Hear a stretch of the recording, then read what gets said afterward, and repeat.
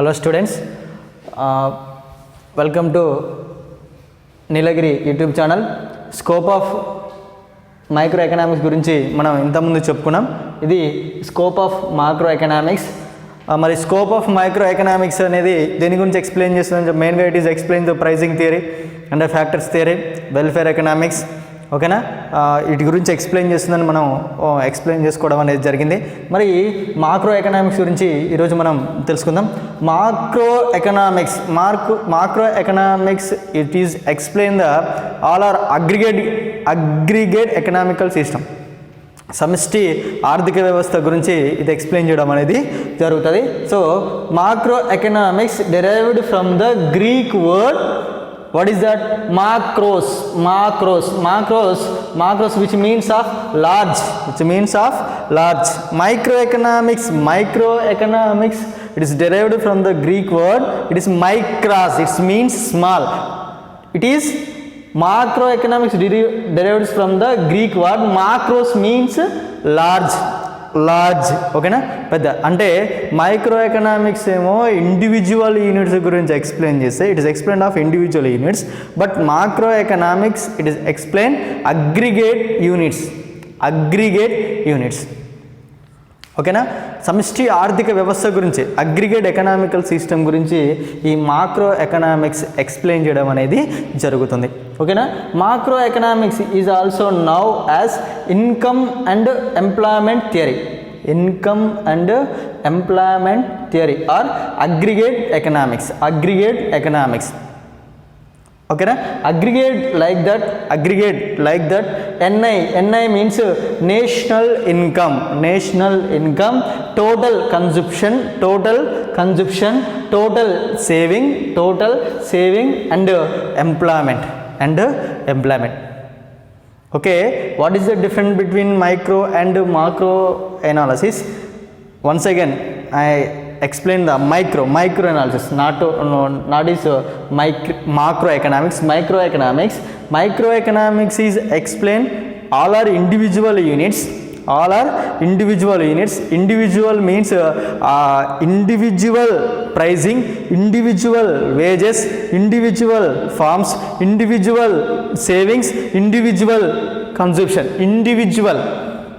ఓకేనా, అక్కడ అంటే micro economics complete individual units మీద డిపెండ్ అవుతుంది. But macro economics total consumption, total saving, ఓకేనా, ఎంప్లాయ్మెంట్, నేషనల్ ఇన్కమ్. ఓకేనా, వీటి మీద మాక్రో ఎకనామిక్స్ డిపెండ్ కావడం అనేది జరుగుతుంది. And also noun and income and employment theory అని కూడా దీన్ని అనడం అనేది జరుగుతుంది. సో ఈ మాక్రో ఎకనామికల్ అనాలిసిస్కి మెయిన్గా ఇంపార్టెన్స్ ఇచ్చినటువంటి ఎకనామిక్స్ జేఎం కీన్స్ అంటాం. ఇన్ని మోడ్రన్ ఫాదర్ ఆఫ్ ఎకనామిక్స్ అని కూడా మనం పిలుచుకోవడం అనేది జరుగుతుంది. Is a famous book general theory of employment interest and money అనేటటువంటి బుక్ ఎప్పుడు 1936లో దీన్ని రాయడం అనేది జరిగింది. ఎప్పుడైతే ఈ general theory of employment interest and money రాసిరో 1930లో, అప్పటి నుంచి ఆఫ్టర్ 1936 తర్వాత ఈ మాక్రో ఎకనామికల్ అనాలిసిస్ అనేవి బాగా ఇంపార్టెన్స్. అంటే అప్పటి సొసైటీ అంటే బిఫోర్ 1936 బిఫోర్ ఏమో we are complete depend on micro economical analysis. After 1936 తర్వాత all our society complete depend on macro economical analysis. గుర్తుపెట్టుకోరి, ఏ ఎకనామికల్ సిస్టమ్ అయినా, వరల్డ్లో ఏ ఎకనామికల్ సిస్టమ్ అయినా సరే మాక్రో ఎకనామిక్స్ మీద ఖచ్చితంగా డిపెండ్ కావాల్సిందే. ఎందుకంటే ఎకనామికల్ పవర్ లేకుండా ఏ పవర్ అంటే పైసలు ముఖ్యం అంతే, మనీ ఎకనామికల్ సిస్టమ్ అనేది ముఖ్యం. ఓకేనా, ఎకనామికల్ సిస్టమ్ అనేది ఫ్లక్చుయేషన్స్ వస్తే ఆటోమేటిక్గా సొసైటీలో కూడా డిఫరెంట్ ఫ్లక్చుయేషన్స్ రావడం అనేది జరుగుతుంది. అందుకనే మైక్రో ఎకనామికల్ అనాలిసిస్ 1930 వరకు ఉండి తర్వాత మాక్రో ఎకనామికల్ అనాలిసిస్కి ఇంపార్టెన్స్ ఇవ్వడం అనేది జరిగింది. ఎందుకు మైక్రో ఎకనామిక్స్కి ఇంపార్టెన్స్ ఇవ్వలేదు తర్వాత అంటే దెర్ ఈజ్ సమ్ ప్రాబ్లమ్స్. ఆ ప్రాబ్లమ్స్ ఉండడం వల్లనే, ఆ ప్రాబ్లమ్స్కి మైక్రో ఎకనామిక్స్ సొల్యూషన్ చూపించలేకపోవడం వల్లనే మనం మాక్రో ఎకనామిక్స్కి ఇంపార్టెన్స్ ఇవ్వడం అనేది జరిగింది. సో మెయిన్లీ మాక్రో ఎకనామిక్స్ అనేది దేని గురించి ఎక్స్ప్లెయిన్ చేస్తుందంటే అగ్రిగేట్ యూనిట్స్ గురించి ఎక్స్ప్లెయిన్ చేస్తుంది అని కూడా చెప్పుకున్నా. What is that aggregate units అంటే total income levels, and total income levels and poverty and trade cycles, ఓకేనా, ఇన్ఫ్లేషన్, ఓకేనా, డిఫ్లేషన్ అంటే జనరల్ ప్రైస్ లెవెల్స్ అంటే ద్రవ్యోల్బణం, ఇన్ఫ్లేషన్ అండ్ డిఫ్లేషన్ సిచ్యువేషన్స్, ఓకేనా, బిజినెస్ సైకిల్స్ వ్యాపార చక్రాలు, ఓకేనా, నేషనల్ ఇన్కమ్ జాతీయ ఆదాయం, ఓకేనా, సొసైటీలో ఉన్నటువంటి ఆల్ ఆర్ ఫ్లక్చుయేషన్స్ గురించి, పావర్టీ కానివ్వండి, ఎంప్లాయ్మెంట్ కానివ్వండి, ఓకేనా, అండ్ క్రెడిట్ సిస్టమ్కి సంబంధించి కానివ్వండి, క్రెడిట్ సిస్టమ్ ఫైనాన్షియల్ సిస్టమ్కి సంబంధించినది కానివ్వండి, ఈరోజు మాక్రో ఎకనామిక్స్ అనాలిసిస్ ఎక్స్ప్లెయిన్ చేయడం అనేది జరుగుతుంది.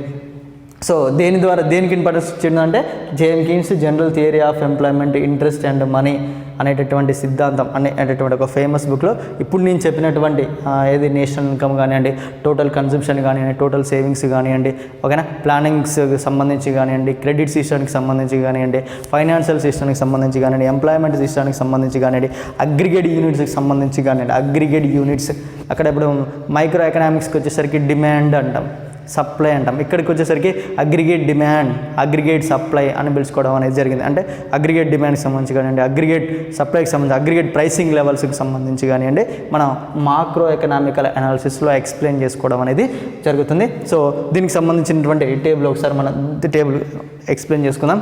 స్కోప్ ఆఫ్ మాక్రో ఎకనామిక్స్ దేని గురించి ఎక్స్ప్లెయిన్ చేస్తుందంటే total theory of income and employment, theory of income and employment ఆదాయ ఉద్యోగిత సిద్ధాంతం అంటారు దీన్ని.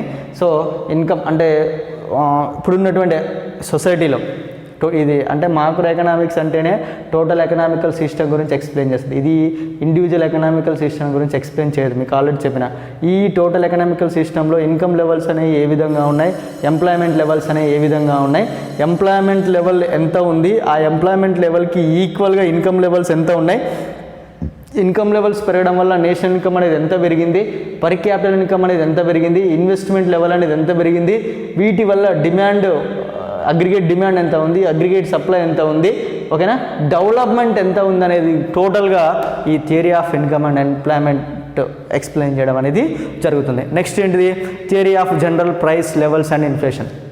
Theory of general price level inflation దేని గురించి ఎక్స్ప్లెయిన్ చేస్తుందంటే ప్రైస్ లెవెల్స్ ధరల స్థాయి. ఇప్పుడు జనరల్గా ఒక రకమైన గూడ్కి ఫర్ ఎగ్జాంపుల్ ఆయిల్ ప్యాకెట్స్, జనరల్గా ఒక ఆయిల్ ప్యాకెట్స్ అని చూద్దాం. ఆయిల్కి ఇప్పుడు ఒక నెల బ్యాక్ ఎంత ఉంది ఆయిల్, ఒక కేజీ ఆయిల్ 85 రూపీస్ 90 రూపీస్ ఉంది. ఇప్పుడు వచ్చేసరికి ఒక కేజీ ఆయిల్ ఎంత ఉంది 110 120 అట్లా ఉంది. అంటే ఏంది ఫర్ ఎగ్జాంపుల్ నేను చెప్పేది అప్పుడు ఉన్నటువంటి ప్రైస్ లెవెల్స్ ఒక విధంగా ఉంటే ఇప్పుడున్నటువంటి ప్రైస్ లెవెల్స్ ఒక విధంగా ఉంది. అంటే ఏంది ప్రైస్ లెవెల్స్లో ఫ్లక్చుయేషన్స్ అనేవి వస్తున్నాయి.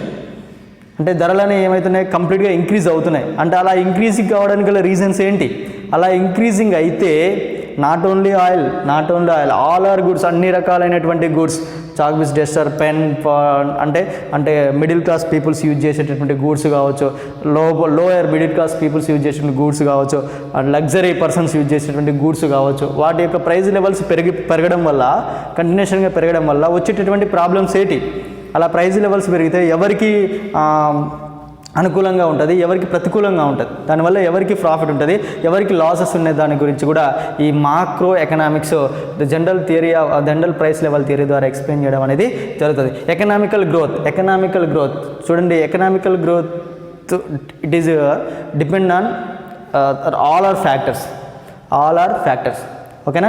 ఎకనామికల్ డెవలప్మెంట్ మాక్రో ఎకనామిక్స్ ఏం చేస్తుంది, నేషనల్ లెవెల్స్ ఏ విధంగా ఇంక్రీజ్, నేషనల్ ఇన్కమ్ లెవెల్స్ ఏ విధంగా ఇంక్రీజ్ అవుతుంది, ఎంప్లాయ్మెంట్ లెవెల్స్ ఏ విధంగా ఇంక్రీజ్ అవుతుంది, అర్థమైనా, అక్కడ ఉన్నటువంటి న్యాచురల్ రిసోర్సెస్ని ఏ విధంగా యూజ్ చేస్తాం, అంటే ఒక సొసైటీలో అన్ని విధాల డెవలప్మెంట్ ఉందా లేదా, అన్ని లెవెల్ డెవలప్మెంట్ ఉంటే it's also developed country, development లేకపోతే డెవలపింగ్ కంట్రీ, అర్థమైనా, గ్రోత్ అనేది ఉందా లేదా అనేది ఈ థియరీ ఆఫ్ ఎకనామికల్ గ్రోత్ ద్వారా మనం ఎక్స్ప్లెయిన్ చేసుకోవడం అనేది జరుగుతుంది. నెక్స్ట్ ఏంటిది బిజినెస్ సైకిల్స్, వ్యాపార చక్రాలు అంట వీటిని తెలుగులో బిజినెస్ సైకిల్స్ అంటే అక్కడ సొసైటీలో ఉండేటటువంటి ఇండస్ట్రీస్ కానివ్వండి, ఫార్మ్స్, ఫ్యాక్టరీస్ ఏవైతే ఉంటాయో వాళ్ళ బిజినెస్ లెవెల్స్ ఎప్పుడు ఫ్లక్చుయేషన్స్ ఉంటాయి.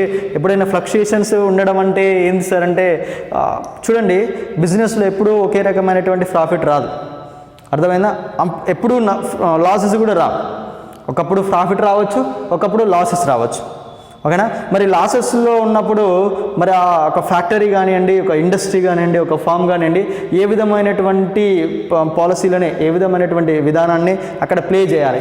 ఓకేనా. లాస్లో ఉన్నప్పుడు ఏ విధమైనటువంటి పాలసీస్ని ప్లే చేయాలి, అర్థమైనా, అవన్నీ కూడా చూసుకోవాలి. అంటే ఎలా చూసుకోవాలి, మరి లాసెస్లో ఉన్నప్పుడు కానివ్వండి, ప్రాఫిట్లో ఉన్నప్పుడు కానీ ఏ రకమైనటువంటి సిచ్యువేషన్స్ స్పేస్ చేయాలనే దాని గురించి కూడా మాక్రో ఎకనామిక్స్ ఎక్స్ప్లెయిన్ చేయడం అనేది మనకు జరుగుతుంది. నెక్స్ట్ ఏంటిది, theory of consumption. Consumptions means వినియోగం. కన్జంప్షన్స్ అంటే ఇక్కడ 3 టైప్స్ ఆఫ్ కన్జంప్షన్స్ ఉంటాయని చెప్పిన. అంటే లోయర్ క్లాస్ పర్సన్స్ ఉంటారు, మిడిల్ క్లాస్ పర్సన్స్ ఉంటారు, లగ్జరీ పర్సన్స్ ఉంటారు. ఓకేనా. వాళ్ళ కన్జంప్షన్స్ అనేవి డిఫరెంట్ ఆఫ్ ప్రొడక్షన్లో, డిఫరెంట్ ఆఫ్ ప్రైజింగ్లో, డిఫరెంట్ ఆఫ్ ప్రాఫిట్లో ఏ విధంగా ఉంటుంది అనే దాని గురించి కూడా మాక్రో ఎకనామికల్ థియరీ మనకి అనాలిసిస్ చేయడం అనేది జరుగుతుంది.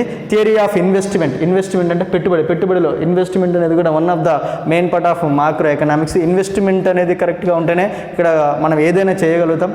బిజినెస్ సైకిల్స్ కావచ్చు, ప్రైసింగ్ లెవెల్స్ కావచ్చు, సొసైటీలో ఉన్నటువంటి ఆల్ టెక్నికల్ కానివ్వండి, ప్రైసింగ్ లెవెల్స్లో కానివ్వండి, ఫ్యాక్టరీ మిషనరీ విషయంలో కానివ్వండి, మరి డెవలప్మెంట్లో కానీ ఇన్వెస్ట్మెంట్ లెవెల్స్ ఏ విధంగా ఉన్నాయనే దాని గురించి కూడా మనకు మాక్రో ఎకనామిక్స్ ఎక్స్ప్లెయిన్ చేయడం అనేది జరుగుతుంది. దీని యొక్క ఇంపార్టెన్స్ అనేది మనం నెక్స్ట్ క్లాస్లో చెప్పుకుందాం.